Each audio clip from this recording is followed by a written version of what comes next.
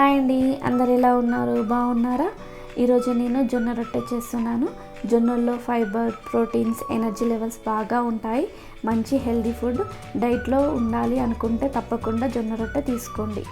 ఇప్పుడు స్టవ్ పైన బౌల్ పెట్టేసి ఇందులోనే కొంచెం సాల్ట్ని యాడ్ చేసేసుకోండి. కొంచెం పిండిని తీసుకుంటూ బాగా కలుపుకోవాలి. ఎందుకంటే జొన్న రొట్టెలు వట్టిగానే పగులుతాయి కాబట్టి ఇలా బాగా కలిపేసుకుంటూ ఉండాలండి. ఒక 5 to 10 minutes మనం కలిపేదాన్ని బట్టి జొన్న రొట్టెలు చాలా బాగా వస్తాయి. చాలామంది జొన్న రొట్టెలు గట్టిగా ఉంటాయని చేసుకోరు, కానీ ఈ స్టైల్లో ట్రై చేయండి, మీకు కూడా 100% నచ్చుతుంది. ఇప్పుడు ఇది బాగా కలిపేసుకున్నాం కదండి. ఇప్పుడు 5 to 10 minutes పక్కకు పెట్టేసుకోవాలండి.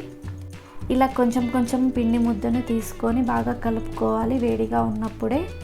ఇప్పుడు పిండిని కొంచెం వేసుకుంటూ చపాతీలాగా సన్నగా చేసుకోవాలండి. నేను ఇక్కడ కర్రతోటి చేస్తున్నానండి, చపాతీ కర్రతోటి. ఇలా చపాతీ కర్రకి పిండి అతికినట్లు అనిపించినట్లయితే కొంచెం పొడి పిండిని కూడా రొట్టె పైన చల్లుకొని ఇలా తాల్చుకోండి.